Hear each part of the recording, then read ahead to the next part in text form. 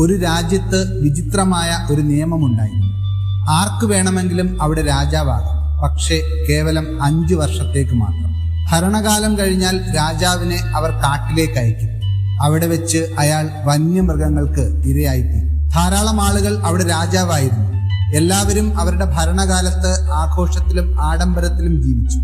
എന്നാൽ ഭരണം കഴിയുമ്പോൾ അവർ കരഞ്ഞും വിലപിച്ചും കാട്ടിലേക്ക് പോയിക്കൊണ്ടിരുന്നു. അങ്ങനെ ഇരിക്കെ അതിബുദ്ധിമാനായൊരു മനുഷ്യൻ രാജാവായി.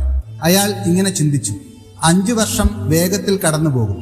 ഇപ്പോൾ തന്നെ ഭാവിയെക്കുറിച്ച് ചിന്തിച്ചാൽ എനിക്ക് രക്ഷപ്പെടാം. രാജാവായതിനാൽ എല്ലാം അയാളുടെ നിയന്ത്രണത്തിലായിരുന്നു. ആദ്യ വർഷം അയാൾ വേട്ടക്കാരെ കാട്ടിലേക്ക് അയച്ച് വന്യമൃഗങ്ങളെ വകവരുത്തി. 2-ാം വർഷം മരം വെട്ടുകാരെ അയച്ച് കാട് വെട്ടി വൃത്തിയാക്കി.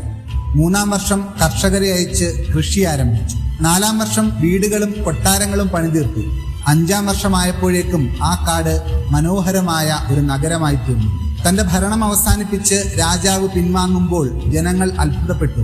ഇയാൾ എന്തുകൊണ്ടാണ് കരയാത്തത്? ഇത്രമേൽ സന്തോഷിക്കാൻ കാരണമെന്താണ്? കാരണം മറ്റുള്ളവർ മരണം കണ്ടിടത്ത് അയാൾ തന്റെ ഭാവിയിലെ രാജ്യം കണ്ടു. ഒടുവിൽ അയാൾ അവിടെ പോയി രാജാവിനെ പോലെ ജീവിച്ചു. ഈ കഥ നമ്മെ ഓർമ്മിപ്പിക്കുന്നത് നമുക്ക് ആവശ്യത്തിന് സമയമുള്ളപ്പോൾ അതിനെ സുഖലോലുപതയിൽ മുഴുകി പാഴാക്കാതെ ഫലപ്രദമായി ഉപയോഗിക്കണം എന്നുള്ളതാണ്. നമ്മൾ സമയം ശരിയായി ഉപയോഗിച്ചാൽ പിന്നീട് നമ്മുടെ ജീവിതം ഭംഗിയുള്ളതായി തീരും.